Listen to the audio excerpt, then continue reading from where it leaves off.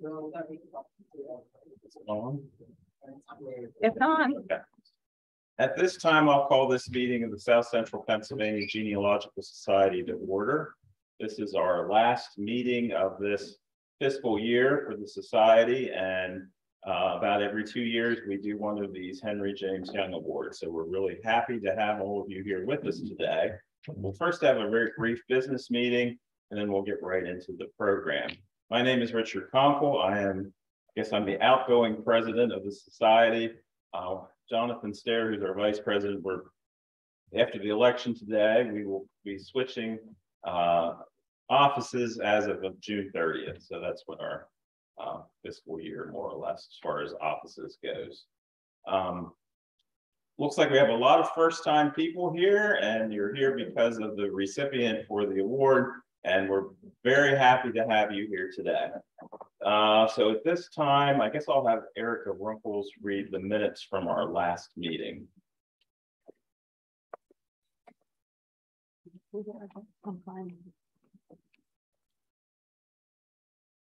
Hello.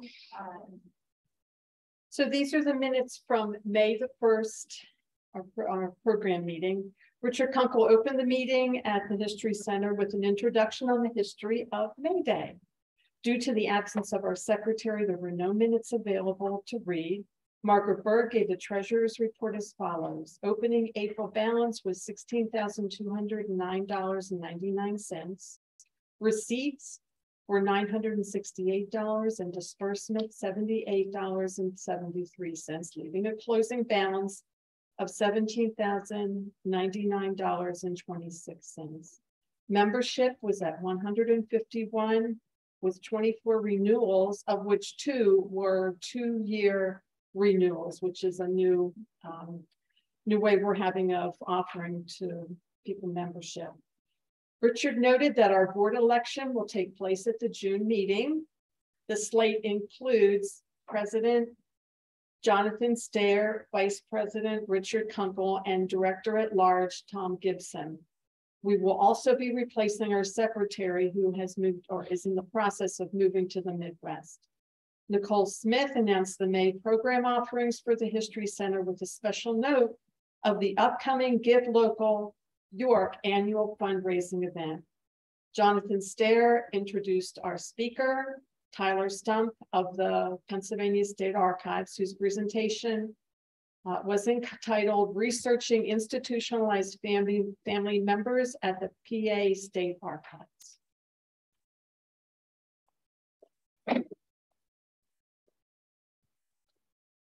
Thank you, Erica. Any additions or corrections to those minutes? Hearing none, they stand approved as read. This time I'll have our treasurer, Margaret Burke, give us the treasurer's report.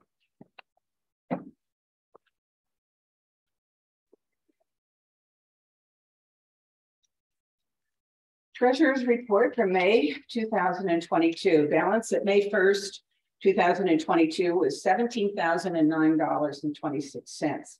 Receipts for May were through PayPal, $105.65. We had a test deposit done by the webmaster and a donation through PayPal. Disbursements, postal connections for the March-April newsletter, $157.05. Postal connections for publication 87, this was the printing of it, $1,080.14. The mailing of publication 87 was $423.36. Pennsylvania Heritage Foundation program speaker, $125, and PayPal's fees were $4.03, leaving the cash balance at May 31st, 2022, $15,415.33. Membership in May was 151 members. We have 67 renewals. We operate on a fiscal year from July 1st through June 30th. So we have 67 renewals for this next year and 1 new member this month. Thank you, Margaret. That report will be filed for audit. This time, I think maybe we will do our election.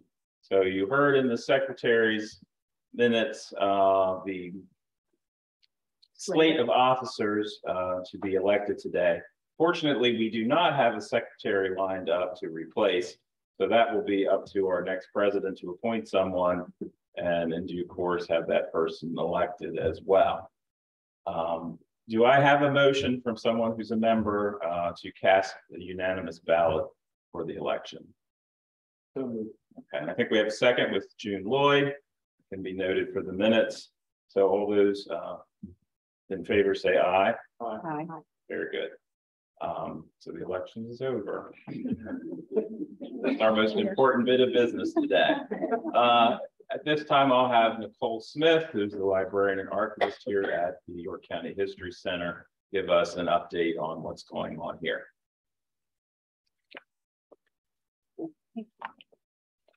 Hello, everyone. It's so nice to see you all here today. Just a couple of quick announcements. One, this session is being recorded and will be available on our YouTube channel. It's the York County History Center YouTube channel after this, if you'd like to watch it again or share it with friends. Our upcoming Civil War Roundtable is June 15th. The speaker is Jim McClure, and his topic is After the Civil War, Successes and Struggles of York County's People. Our All Vets program is June 22nd. Jeff Hawks will be speaking about Army infantrymen.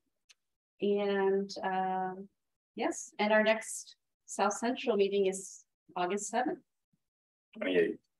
Oh, 8. 28. 28, I'm sorry, August 28th. Thank you. Thank you, Nicole. And I'll give you just, that's the next program we have. It's actually our computer webmaster who's on the board, Lynn Nelson. She's also a professional genealogist, and she will be doing a program on using deeds. And that is in person only. So if you wish to see that, that's August the 28th, which is the last Sunday of August. So we encourage you all to be there. It's actually sort of our September meeting, but because of Labor Day and so forth, we've moved that a number of years ago to that date. Do we need to introduce today's program, or it's up to you? Okay. Okay.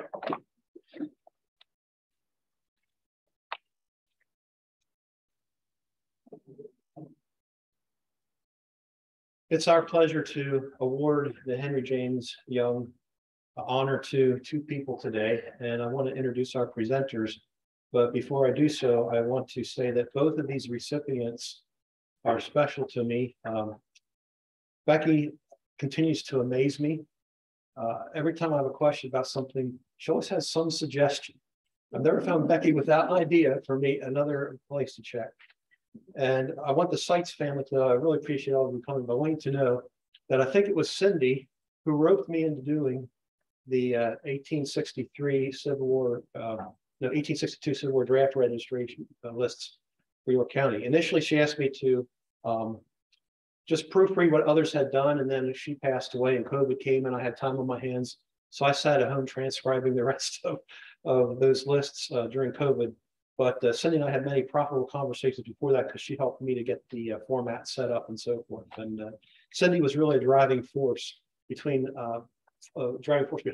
some of our publications that you can see listed on our website. I'm going to introduce both of our presenters, and then they'll comment up in succession. Our first presenter will be Margaret Berg, who is our treasurer. You just heard from her. And Margaret is a previous recipient of Henry James Young Award. And, No, you're not. you made the mistake I made. Oh, okay. No. She should have been. Margaret's been a very valuable member of our board. And our other presenter today will be June Lloyd. And June Lloyd is the librarian emeritus here at the York County History Center and has been very involved in local history and genealogy here in York County. So Margaret's going to tell us about what. I'm going to talk first, just briefly. Okay. Yeah, he's going to do the Henry Young. Oh, that's right. I'm sorry. And Richard Pumple's going to tell us about the Henry James Young Award. But I really just want to welcome both the families of Becky and Cindy here. And we're just so glad that you could come. Thank you.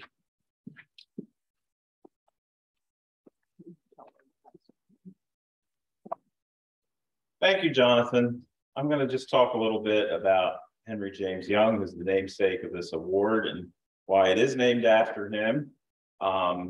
Any of you that have extensively used the library here at formerly the Historical Society of York County, now the York County History Center, will be familiar with the name Henry James Young. If you look at the front of various books and so forth, his name appears, usually things that were done in the 1930s.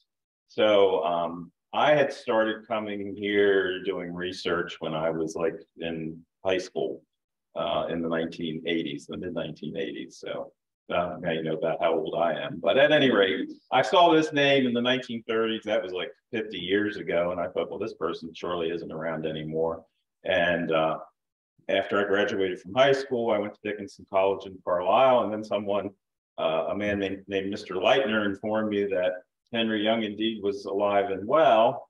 And it kind of surprised me, but he was very young when he did these things here at the Historical Society of York County. So I looked him up, and that started a really interesting friendship where I would visit him usually on Friday evenings after I had dinner and he had his dinner. I would go and spend some time and listen to him, and absolutely fascinating the things that I learned from Henry Young. He was a native of York. His father's family was from York County, his mother's family from Lancaster County. And his father's family, I would say, were blue collar. They lived here in the city of York. His father had sort of gotten a little bit better position as a manager of like a five and dime store, and the family had moved to New Jersey. Unfortunately, the mother, he was the oldest of several children. The mother fell ill with mental health issues and had to be institutionalized in the state of New Jersey. So the children got divided up. The younger children went with family members. Henry Young went with a family of jewelers, the Polak family, who had a jewelry store right across from the courthouse. And they actually lived in a house very close to where I live now. I live on Country Club Road. It was called McClellan Heights, and there were two brothers who had very large houses on the first terrace of McClellan Heights. So he had certain advantages, but perhaps certain disadvantages by being a foster child. There was a period of time that he spent at an orphanage, the Hoffman Orphanage in Adams County. And while there, he actually taught himself to read Old German script. He thought that in order to speak German, you had to learn how to write this old script. And he was very smart. He learned how to do that. We really didn't need to do that, but it helped him a lot later on in doing work for here to translate or transcribe German church records. So he attended William Penn High School, and then the Polacks enabled him to go to Franklin and Marshall College. He basically got out of college right around the time the Great Depression had set in. He wanted to be a teacher, but there were no jobs. So he ended up getting a position at the Historical Society of York County, which was then, it was in the top floor of the courthouse, rather cramped quarters. And he sort of was there when they did a move then to the Villmeyer House. So while at the Villmeyer House, he really started a lot of the things with the library, the different collections of the cards, various books. There's the Revolutionary War records. He did extensive things with that, sort of oversaw a lot of the cemetery inscriptions that were done. Just did a tremendous amount of work, did a lot of these family reports. I think he must have spent about half of his time in the Recorder of Deeds office and the Register of Wills looking up original records to support all that research. He was a real researcher. So he worked basically in that capacity until World War II. And he was in the Army and served mostly, I would say, administrative posts. And after the war on the GI Bill, he was able to pursue his doctorate. And he went to the Johns Hopkins University in Baltimore, Maryland, to pursue his doctorate. And his roommate, while he was doing his doctoral courses, was a young man who was much younger than him, Dr. Charles Gladfelder, who many of us know. He went on to be a professor of history at Gettysburg College and was the dean of Gettysburg College and really wrote extensively. And he was one of the award winners later on as well. So Dr. Gladfelder's, His doctoral thesis was on Pastors and People, basically the books that became that, the Lutheran and Reformed pastors in the colonial and early American era. And Henry Young's doctoral thesis was about the Loyalists of Pennsylvania, the people in Pennsylvania who were loyal to the British Crown during the Revolution. Many of them took off and had to go to Canada or to the United Kingdom or some other place. He worked as an archivist while he was pursuing his doctorate at the Pennsylvania State Archives. And once he got his doctorate, he became a professor of history at Dickinson College. And then he had retired in 1975. His interest in genealogy never faded. After he retired, he did a lot of work on actually the ancestors of the Polak family and on his own ancestry as well. The mother in the Polak family came from a lot of New England families, and he did a whole lot of work on medieval royal genealogy because they had descended from some of these lines that came through Puritan people to New England that were English gentry, and then in England went back to aristocracy and royalty. So he had done a lot of work on that during that period. After he got reacquainted with people from York, me and other people went to visit, he started to really do a lot of work on Catholic Church records and other records that he wrote out vital statistic cards, I would say thousands and thousands of them, and he did work right up until not too long before he passed away. He died in 1995. He was born in 1908. So he was a very dedicated historian and genealogist. During his lifetime, we established an award in his honor in 1991. And some of the first people that were honored were actually people that he requested to be honored. Alice Starner and some people that he knew in his day and have been very helpful and were workers with him in establishing what exists here now. So it was a great privilege to have known him, and it's entirely fitting that this award is named in his honor. And we basically give it about every 2 years for excellence in local history and genealogy. And I guess without further ado, we'll have Margaret Burke give our first presentation for today.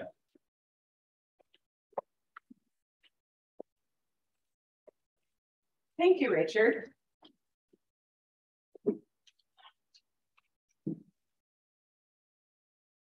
It was a wonderful working atmosphere when Cindy was here with us.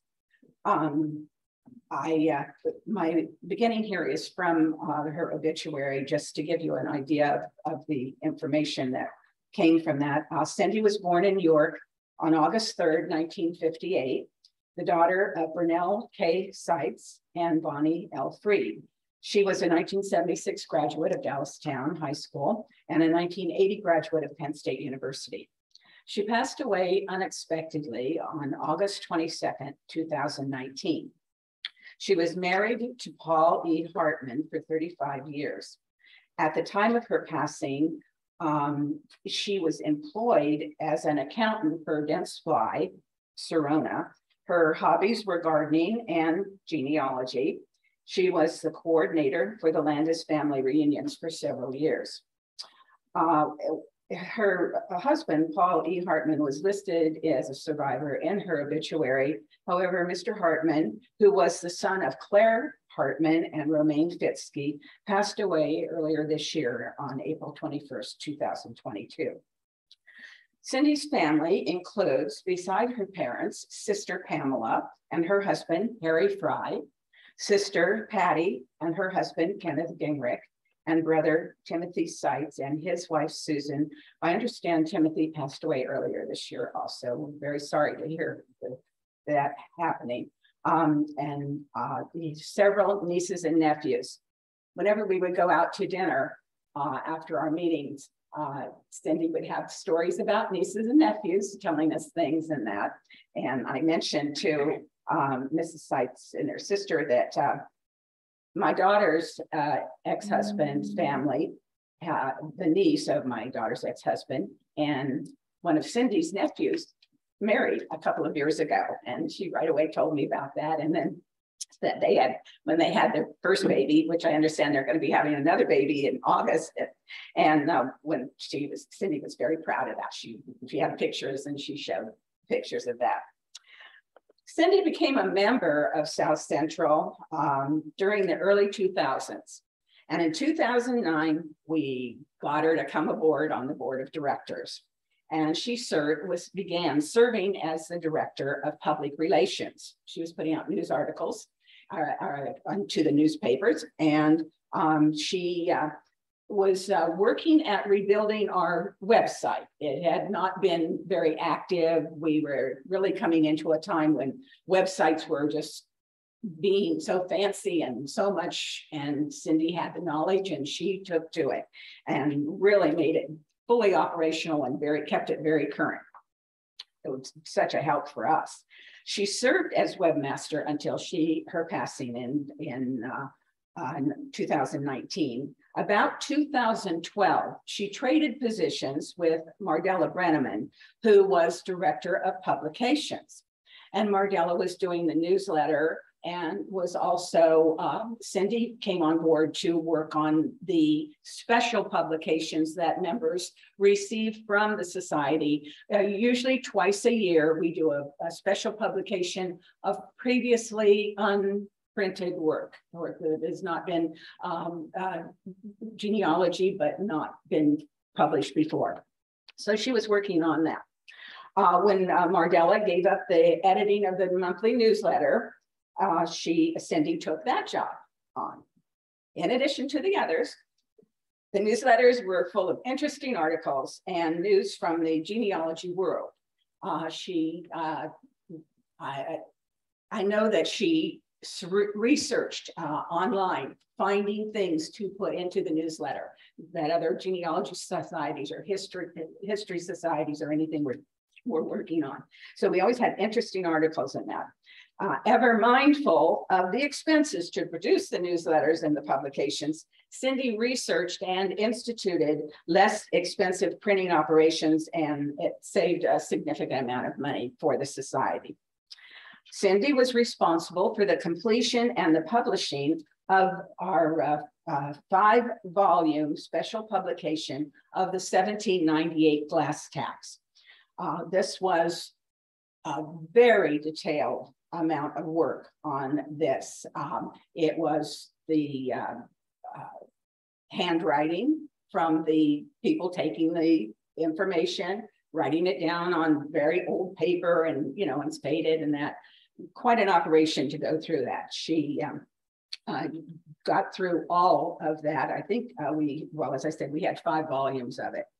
And then in 2014, she updated and revised our bylaws, which had not been done for probably 15 or 20 years. So it was time to do the bylaws. And she, for about 3 or 4 meetings, she brought in the new bylaws with all the red lines that we change every time. Then she'd go home and we'd then come back next month with a whole bunch of red line changes and that.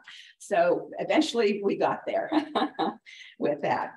While continuing with as webmaster and newsletter editor, and she then organized the setup of the spreadsheet format for our next 8-volume special publication.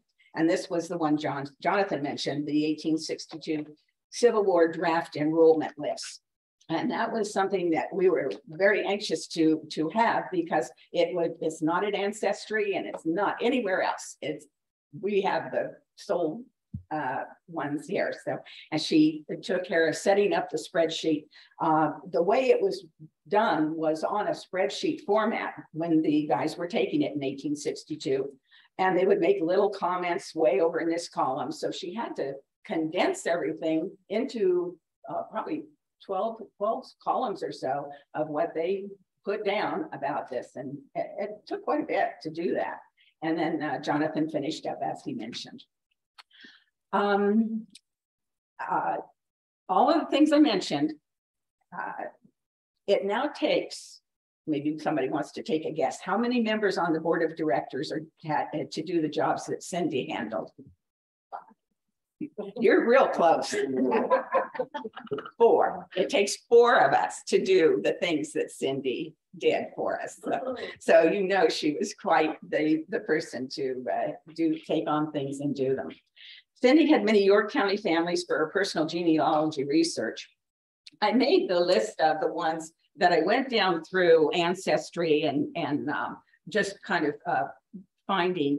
I know this is not anywhere near all of them, and I was amazed at how many there are. I separated them by what names she researched under sites and what names she researched under free, which is father and mother names. I don't know, can you get it in on that? Our audience can see that too.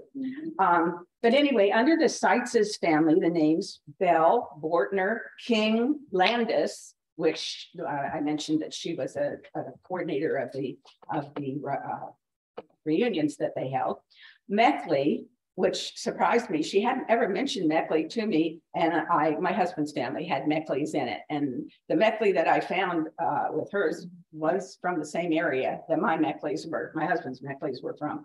So I thought we must have been related that way. Pearsall, Rohrbaugh, and Sterner. Her mother's Freed family has the family names Epley, Haynes, Hartman, Holzinger, Innerst, Kuntz, Leader, Heifer, Schaefer, and Shirey. She mentioned a lot about the Shirey family when we were together. I know she did a lot on that. So this was just to name a few. I'm not sure how far she got with all of them. President Conkle told me he thinks that she did some of the families in the Ancestry family trees so that she put them on Ancestry with the information that she found. I remember the one that gave her a lot of trouble to find. And I think this was probably over about 4 years or so that we heard about Bernie Kuntz. Couldn't find Bernie Kuntz anywhere. And so she, when we go out for dinner, she'd keep us posted on her efforts, what she looked at and where to look for. I emailed Becky asking her, did she know if Cindy ever found Bernie? Because I kind of vaguely remembered her saying something about it, but I wasn't sure. And Becky emailed back and said, yes, she did find her. And Becky did a lot of the newspapers looking for Bernie for her. Is that right, Becky? Yeah. So found Bernie Kuntz. Now I can't tell you how Bernie fits into the family, but I'm sure you will know, the family will know. But anyway, I thought that she had solved that mystery, and that was nice to know that she had. So I want to say welcome to the members of Cindy's family who are with us today. South Central was richly rewarded by having Cindy as a member, and especially as a member of the board of directors, as you can tell from what I put together for this. She is greatly missed, and we're so fortunate to have known her and are honored to present the Henry James Young Award in her memory. So I'd like Mr. and Mrs. Seitz to come up, and I will present the certificate to you. And if Richard or somebody can get some pictures. This is the plaque that will hang in the library, and their names will be, the honorees' names will be put on. All of the people that we've honored are on so the names will be there. And very nice. Okay, that camera, and maybe somebody got one with a phone camera. There, you can be on my right, and okay, and then this says, let's do this. I'll read this. South Central Pennsylvania Genealogical Society hereby proudly presents the Dr. Henry James Young Award to Cynthia K. Seitz Hartman, 1958 to 2019, in recognition for her contributions to local history and genealogical research and administrative work for South Central Pennsylvania Genealogical Society. Award given at York, Pennsylvania, 12th day of June, 2022.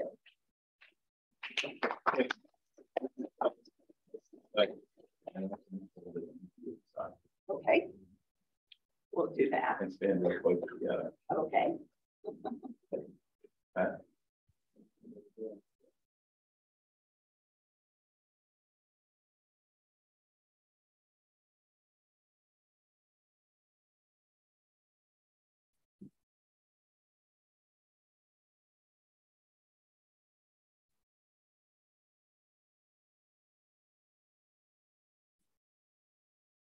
Okay, Jonathan. I'm getting lots of good pictures. Oh, okay.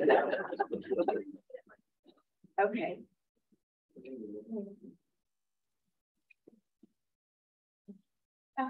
Thank you. Okay. Well, you may take that. Yeah, certificate. Thank you. Did you want to say anything? No. Would any of her family like to say anything about Cindy? Anything? We'd be more than happy to have you come and say something. Okay, thank you. Margaret, could you mention that there will be something in the next newsletter? Oh, yes, we will be putting something in the next newsletter. If if any of you want to give me your addresses, I'll see that you get a newsletter. Okay, so we'll get, I have paper here and we'll get addresses and we'll see that you get a newsletter. Okay.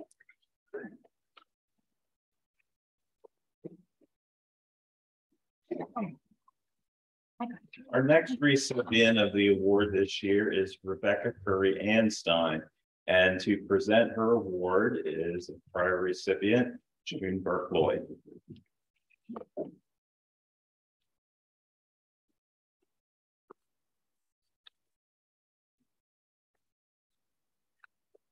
I've known Becky for a long time. Spent a lot of time with our friend Dennis Brandt, going carpooling, except Dennis drives, to the National Archives and discovered a wonderful Greek Peruvian restaurant in Beltsville, Maryland called Sardi's, which it has some of that. I think Becky even grew to like the Peruvian cola, Inca cola, right? And I saw they have that at the Peruvian restaurant out on the Cape Horn Road across from Thornton. So if you haven't, you probably have had it in. Okay. And I also even traveled to Greece on a trip with Becky. It was one of the York County History Center, then I guess it was York County Heritage Trust trips. And I discovered that she does like food, okay, as do I. And it was amazing when we kind of our different ways of shopping or looking at this and that, and in the various towns we went to. And she would come back with more varieties of baklava than I had any idea ever existed. I appreciate the samples she would provide too. I've done this a couple times before for Gerald and Donna Schermeyer, and also for Lila. And I kind of put together, little what they did, sat down with them and asked things. So I kind of gave just, what we needed, an outline to Becky. And I said, you can write it up if you want. And she did such a great job because she is a good writer, as you know, besides being an excellent researcher. So I didn't change a thing. This is all, so I'm going to read it the first person because that's the way she read it. This is all the, this is just a few highlights because you can see it's very concise. This is just a few highlights of Becky's career and her research and all her projects, family, etc. Born in New Freedom, Pennsylvania, graduated from Susquehanna High School, Shippensburg State College, now university, with a dual degree in library science and French. Got my MLS from the University of Maryland. Along the way, I took many cooking classes from Franny Dietz, paralegal classes, H&R Block tax classes, chair caning, voice lessons, and a genealogy course through the National Genealogical Society. As I said, I've known Becky for a long time, but some of these, I had no idea she could do all these things so well. I retired from New York City School District after 25 years, worked for B. Dalton Bookstore for 11 years, and have been working in the Hack York Campus Library since 2007. I also worked for several summers at the Royal Dalton China Shop in Rehoboth. I've traveled across the United States, Canada, and Europe. I've done some presentations for Raleigh, transcribed and put together several family Bible publications for SCPGS, and had several articles published in the History Center Journal and researched several properties. Grandchildren got me started researching their African-American roots, which involves Civil War pensions, cemeteries, and family research.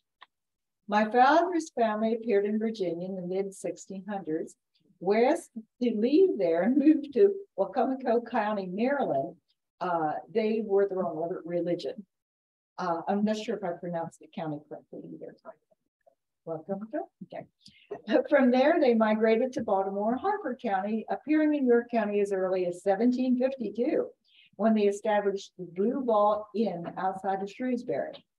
My mother's family came to coal mines in Carbondale via New York, Connecticut, and Rhode Island. Wrong religion again. I have only one family member who was a legal naturalized immigrant and no revolutionary patriots. That you know of, right? My father's family was divided during the Civil War, 2 enlisted in the Union side and 2 in the Southern.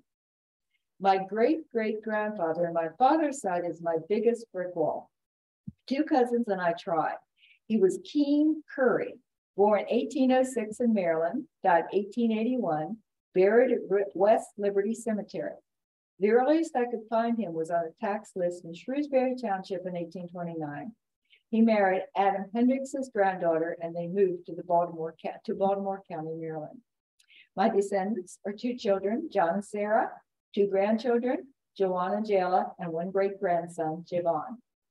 Genealogical research is like putting together a giant jigsaw puzzle for me, and I've said it keeps me off the streets and out of the bars. So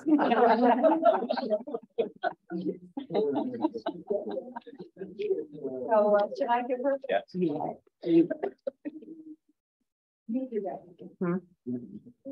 Yeah, we want the pictures. I guess I should read this.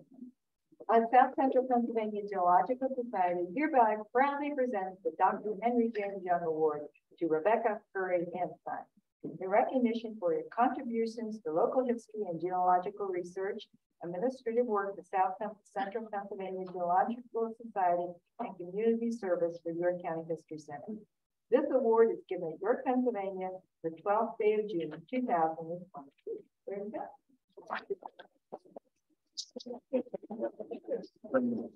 You want that through?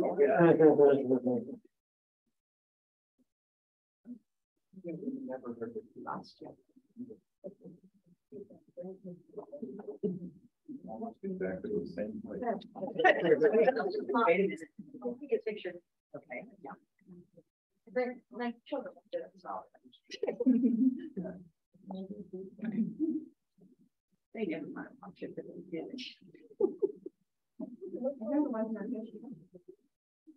I'm not getting your hair is going right into the both of your hair is going right into the thing. I'm going to get another side picture. She needs another background. You did. No, I can't get it. There. They're my Yeah, just check. take me. You want it? Maybe I'll turn the other side just because.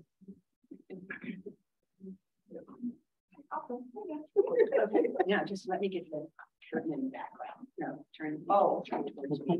There. Yeah, because your hair was just going right into the screen. I can see. Oh, this is really good. Oh, yeah. Okay. All right. Good. Thank you. Okay, you want to come on to refreshments?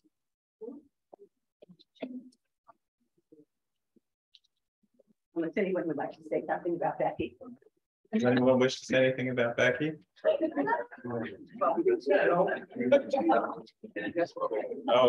the recipients. Was hysterical today. Oh. And after all these years, I owe her an apology for all of her amazing work that she has done. And we have tormented her for years about it. She's done an amazing job. I'm very proud of you. You also told people that I was out in the cemetery digging up dead people. As a matter of speaking, yes. You started. And you helped turn my hair white. Driving. And I have just been around for many years. Yes. We think it would be nice if just one could get used to the French. And you.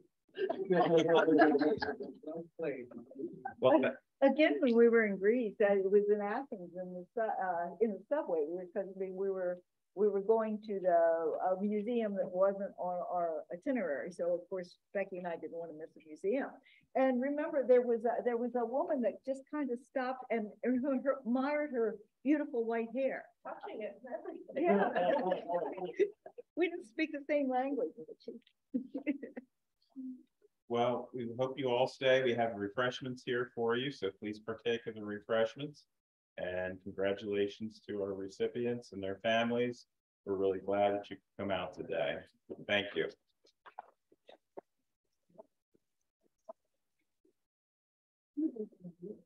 Help yourself.